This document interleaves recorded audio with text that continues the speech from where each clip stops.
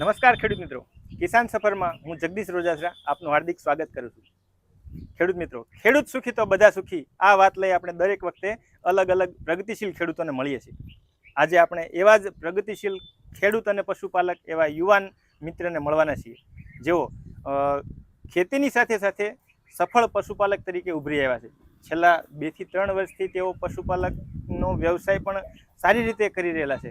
આજે આપણે એમની મુલાકાત લઈએ અને ખેતી કેમ છે વધારેમાં વધારે જમીન છે ફળદ્રુપ બને તો એના માટેનો ઉત્તમ એક વિકલ્પ છે એ પશુપાલન છે. ખેતી અને પશુપાલન છે ને એ એક ગાડીના બે પાયા જેવી વ્હીલ જેવી બાબત છે કે બેલેન્સ રાખવા માટે અત્યારે આપણે હાલ જોઈ રહ્યા છીએ કે પ્રાકૃતિક ખેતી, ગાય આધારિત ખેતી, નેચરલ ફાર્મિંગ, કુદરતી ખેતી, બરાબર, જૈવિક ખેતી અથવા તો ટકાઉ ખેતી, આ જે આપણે શબ્દો સાંભળી રહ્યા છીએ એને ટકાવવા માટે, એને સારી રીતે આગળ લઈ જવા માટે ખેતીની સાથે પશુપાલન એટલું જ અગત્યનું છે. જો સારી રીતે પશુપાલન કરવું હોય તો ખેતી પણ પોતાની હોવી જોઈએ. લીલો ચારો, સૂકો ચારો છે એ જો આપણા પોતાના હોય તો આપણને જે એનો સાયકલ છે એ ચલાવવા માટે ખૂબ સરળ પડે છે. મતલબ કે જે કંઈ આપણે વેચાતું લેવાનું થતું હોય છે તો એમાં આપણને ખૂબ જ ઓછા ખર્ચે છે આપણે પશુપાલન સારી રીતે કરી શકતા હોય છે. સૌપ્રથમ આપણે ભાઈનો પરિચય લઈએ, ત્યાર પછી એમના પશુપાલનની વિશેની વાત વિગતે ચર્ચા કરીએ. તમારું પૂરું નામ આપજો. મારું નામ જયસુખ રોજાસરા, ગામ પાટિયાળી, તાલુકો વિછિયા, જિલ્લો રાજકોટ. હવે જયસુખભાઈ, તમે આ પશુપાલનના વ્યવસાયમાં છેલ્લા 2-3 વર્ષથી છે એ સક્રિય થયા છો, તો પશુપાલનના વ્યવસાયમાં આવવા પાછળના કારણો કયા? પશુપાલનમાં આવવાનું એક કારણ કે આપણે ખેતીમાં વધારે ઉત્પાદન મેળવી શકીએ, પ્લસ આપણે ખેતીમાં અત્યારે એવી આવક નથી, એની બાકી પશુપાલન જોડે સંકળાઈએ તો એમાંથી આપણે વધારાની આવક મેળવી શકીએ. બરાબર છે.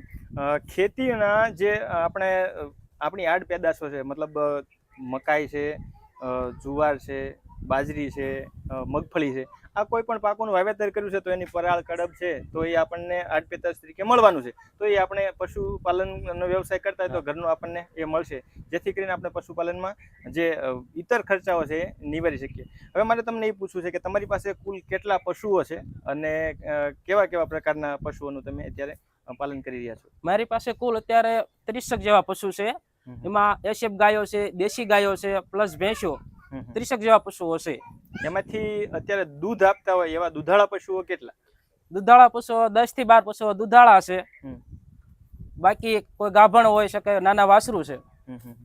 હવે આ પશુપાલનમાં આપણે જોઈએ તો ખાણદાણ છે એ એટલું જ અગત્યનું હોય છે. તો પશુપાલનમાં આપણે જે તમે ખાણદાણ તરીકે કઈ કઈ વસ્તુઓનો ઉપયોગ કરો છો અને કેટલા પ્રમાણમાં આપો છો દુધાળા પશુઓને? ખાણદાણમાં આમાં કપાસની પાપડી, કપાસિયા, કઠોળનું બધું દાણ, મકાઈનો ભરડો, ગોળ, મિનરલ મિક્સર પાવડર, એવું બધું વસ્તુ આપીએ છીએ એની અંદર. બરાબર છે. આ જે વધારાના પોષણ તરીકે, મતલબ કે દૂધ ઉત્પાદકતા વધે અને દૂધના ફેટ વધે એના માટે તમે આ બાકીના જે મિનરલ મિક્સર છે એ પણ એડ કરો છો. મેં એવું સાંભળ્યું છે કે ગોળ અને કોપરું, મતલબ જે નારિયેળ છે, સૂકા નારિયેળ છે, આ આપવાથી દૂધની જે ફેટ છે એની માત્રા વધે છે અને ઢોરને છે એ કેલ્શિયમ પૂરતા પ્રમાણમાં મળી રહે છે, જેથી આપણા દુધાળા પશુઓ છે એ શારીરિક રીતે સક્ષમ એમની ટકી રહે. તો આ કેટલા અંશે ઉપયોગી છે એના વિશે તમારા અનુભવો છે એ જણાવો. જો આપણી આગળ એશએફ ગાય હોય તો એને ગોળ ડેઈલી ફરજિયાત 2 ટાઈમ આપવો પડે. જે સવારે પલાળ્યો હોય એ સાંજે આપવાનો, સાંજે પલાળ્યો હોય એ સવારે આપવાનો. એથી દૂધમાં વધારો થાય અને પ્લસ એમાં કેલ્શિયમ નથી ઘટતું. ટોપરું વીયાણ બાદ મહિનોથી 1.5 મહિના સુધી ટોપરું પણ આપી શકાય, એના લીધે દૂધમાં વધારો થાય.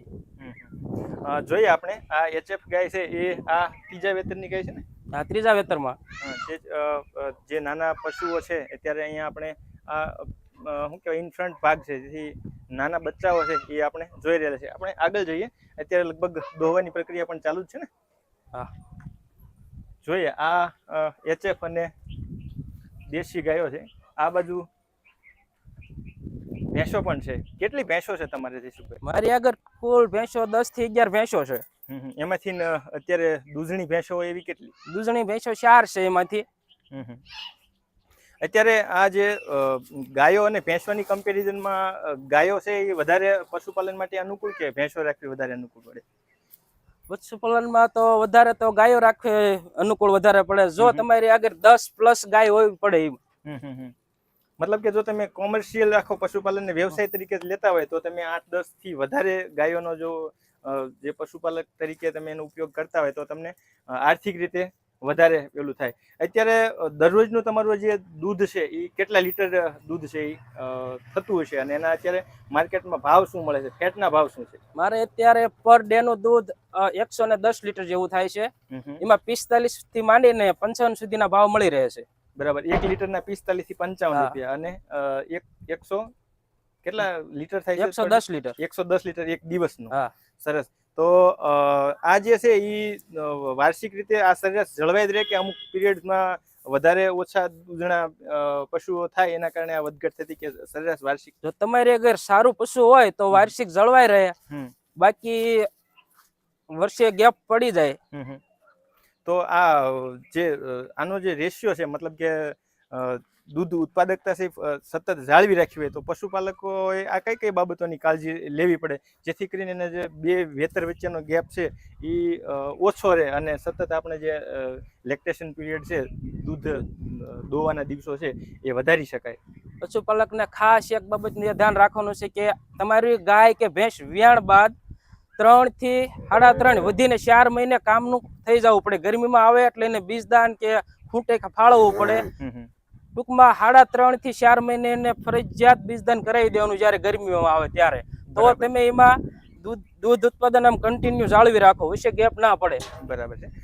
તમે જે અત્યારે વાત કરી કે 110 લીટર છે એ તમારું દૈનિક દૂધ આમાંથી તમે ઉપાર્જિત કરો છો, તો આમ તમારે જે ચુકાવો છે એ કેટલા 10 દિવસે, અઠવાડિયે કઈ રીતના હોય છે અને એનો પર 10 દિવસે કે એ હોય તો 10 દિવસનો કેટલો તમારો આની ઇન્કમ રેશિયો છે? આમાં સુકાદો 10 દિવસે હોય છે અને મારે આમાં અત્યારે 1,20,000 નું દૂધ થાય છે મહિનાનું. હા. તો આ 1,20,000 નું જે આવક થાય છે તેની સામે આપણે ખાણદાણ, લીલો ચારો, સૂકો ચારો અને કોઈ પશુઓ બીમાર પડતા હોય તો એની સારવારનો ખર્ચ આ બાદ કરતા ચોખ્ખી આવક છે એ મહિનાની કેટલી થતી હશે અંદાજે? ટૂંકમાં આપણી મજૂરી, ખાણદાણનો ખર્ચ બધો 50% ખર્ચમાં જાય ને 50% ચોખ્ખો નફો વધે. બરાબર છે. એટલે ટૂંકમાં પશુપાલનનો વ્યવસાય કરતા હોય તો આપણે જે આવક થતી હોય 50% છે એ ખર્ચના રૂપમાં જ જતી હોય છે. મતલબ કે તમે જો કોમર્શિયલ પશુપાલનના વ્યવસાય સાથે હોય તો જેમ વધારે પશુઓ રાખતા હોય તો તમને આ ફાયદારૂપ થાય. મતલબ તમે અત્યારે 1,20,000 ની તમારી આની ઇન્કમ હોય તો 60,000 છે એ ખર્ચમાં જાય, 60,000 છે તમારી આવક. એટલે તમે ક્લાસ 2 ઓફિસર જેટલો પગાર મેળવતા હોય એટલું એ તમે મહિને કમાઈ લો છો, બરાબર ને? હવે આ પશુઓ છે તો એના માટે તમે લીલા ચારાની કઈ રીતની વ્યવસ્થા કરી છે? તમે લીલા ચારાના શું શું આપો છો? મતલબ જુવાર છે, બાજરી છે, મકાઈ છે, રજકો છે કે અન્ય કોઈ એવા જે વાટકાપના જે આવે છે ઘાસ, તો તમે લીલા ચારામાં શેની આને નિર્ણય કરો છો? લીલા ચારામાં આપણે તો પેલું તો જુવાર છે, મકાઈ છે, નેપિયર ઘાસ છે, શેરડી છે, 2-3 વકલની લીલા ચારામાં આપીએ છીએ. અને સૂકા ચારામાં? સૂકા ચારામાં મગફળીનો પાલો, ખાર્યું ચણાનું, પછી હુકલ જુવાર હોય, આ બધી. હવે ખાસ તમને પૂછવાનું જયસુખભાઈ કે અત્યારે ચોમાસાની ઋતુ છે તો ચોમાસાની ઋતુ દરમિયાન ઘણી વખત એવું આપણે જોવા મળતું હોય કે ભાઈ લીલો ચારો વધારે જો પશુઓને આપવામાં તો જે પશુઓ છે એ શેરતા હોય એવું કહેતા હોય, મતલબ કે એનું જે પોદળો છે એ એકદમ ઢીલો આવતો હોય અને કદાચ એના કારણે એની દૂધ ઉત્પાદન અસર થતી હોય તો એના એવું સાંભળ્યું છે કે સૂકો ચારો જો ચોમાસાની ઋતુમાં આપવામાં આવે તો એ પશુ છે એ પૂરતા પ્રમાણમાં છે એ સારી રીતે શારીરિક જે છે એ સક્ષમ બની શકે અને દૂધ ઉત્પાદકતામાં એમાં ફરક પડતી નથી હોતી. ચોમાસા દરમિયાન જો અત્યારે બધું પવન વરસાદ હોય તો આડું પડી જાય, એમાં વધારે ધૂળ વાળું થાય તો એ લીલો સારો આપણે પશુને નાખી ધૂળ ખાવામાં એટલે વધારે શેરે. બાકી જો ચોખ્ખો સારો હોય લીલો તો બહુ વાંધો નથી આવતો અને ચોમાસા દરમિયાન કદાચ સૂકા સારીને બને તો થોડો વધારે પ્રમાણ રાખવું. બરાબર છે. હવે મારે તમને એ બાબતો પૂછવી છે કે પશુપાલનના વ્યવસાય સાથે સંકળાયેલા ભાઈઓ હોય તો એને આ પશુઓની આરોગ્યની કાળજી બાબત છે તો એમાં કઈ કઈ બાબતોની કાળજી લેવી જોઈએ ને તમે એના માટે શું કરો છો? મતલબ કે કોઈ દેશી ઉપચાર કરો છો અથવા તો કોઈ વેટરનરી ઓફિસરને તમે રિક્રુટ કરેલા છે કે એ સમયાંતરે તમારા જે પશુઓ છે એનું નિદાન કરે? કઈ રીતનું આખું તમારું આરોગ્યલક્ષી આયોજન? પહેલા તો પશુઓને જે ચોમાસાની શરૂઆતમાં થાય એ પહેલા જ એને કૃમિનો ટીકડા આપી દેવાના બધાને, ટૂંકમાં ડીવર્મિંગ કરાવી નાખવાનું. બરાબર. બીજા નંબરમાં પશુ એકની એક જગ્યાએ ચોમાસા દરમિયાન બાંધવું નહીં, 2 થી 3 જગ્યાએ ફરતું રહે એ એક કાળજી રાખવાની. બરાબર. નીચે કીચડ ન થાય, ટાઈમસર ચોખ્ખાઈ થઈ જાય, પશુઓને બહુ ગંદુ હોય તો નવડાવી નાખવાનું, આ બધી કાળજી રાખવી પડે. બિલકુલ સર. અમે તમારી આ ફાર્મ ઉપર જોયું, બરાબર, તો મોટા ભાગે છે ખુલ્લામાં પશુઓ હોય એવું જોયું. દરેક પશુને પૂરતી સ્પેસ મળી રહે, મતલબ કે 10-15 ફૂટના પેરાફેરીમાં છે એ આખી બધાને અલગ અલગ રીતે બાંધેલા છે, એટલે પૂરતો એને હવા ઉજાસ પણ મળી રહે છે, જેથી એના આરોગ્ય ઉપર પણ શું કહેવાય એક પોઝિટિવ અસર જોવા મળે. આ સિવાય તમે પાછળની ભાગમાં શેડ ને એ વ્યવસ્થા કરેલી છે. તો આ ચોમાસાની ઋતુમાં ધારો કે વધારે વરસાદ જેવું વાતાવરણ હોય તો એવા સમયે પશુઓને કઈ કઈ બાબતની કાળજી લેવી પડે? ચોમાસા દરમિયાન પશુ વધારે પડતું પલળે નહીં એવી વ્યવસ્થા કરી. અને માનો કે તમે કોઈ શેડ બનાવી શકો છો, માથે એવું કોઈ કાગળ પાથરી શકો. ટૂંકમાં પશુ વધારે પલળે નહીં એ ખાસ એનું ખાસ ધ્યાન રાખવું, જેથી પશુ બીમાર ન પડે. આવી આપણે જોઈએ કે અત્યારે જયસુખભાઈની લીલા ચારા માટે જે વાત આપણે કરી કે નેપિયર ગ્રાસ છે, જુવાર છે, મકાઈ છે, શેરડી છે, એમનો ઉપયોગ કરે છે. તો એમની જ ખેતીમાં છે એ પોતે અહીંયા છે ઘાસચારો છે એ પોતે રાખે છે, જેથી કરીને પશુઓને ઉત્તમ ચારો મળી રહે. અને આપણા પશુપાલનમાં વ્યવસાયમાં છે એ ઉત્તમ બાબત છે એના ખાણદાણની અને ચારાની હોય છે. જયસુખભાઈ, તમે અમારા આ ખેડૂત ભાઈઓને, અમારા કિસાન સફરના બધા ખેડૂતોને તમે પશુપાલન વિશે ખૂબ જ સરસ મજાની માહિતી આપી. હવે કિસાન સફર છે એને તમે કઈ દ્રષ્ટિએ જુઓ છો? મતલબ કિસાન સફર તમે કેટલા સમયથી જુઓ છો? કિસાન સફરથી તમને શું ફાયદો છે એના વિશે વાત કરશો. કિસાન સફરમાં હું છેલ્લા 4 વર્ષથી જોઉં છું. કિસાન સફર જોયા બાદ મેં પશુઓમાં કેવી કાળજી રાખી એમાંથી મને જાણવા મળ્યું છે. કેવા પ્રકારના ખાણદાણ દેવા એ હું એમાંથી શીખ્યો છું. એ ચેનલમાં ઘણી બધી ખેતીને લગતી બાબતો એમાંથી મને ઘણું બધું જાણવા મળ્યું છે.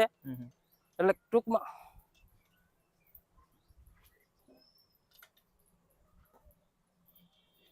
ચાલો.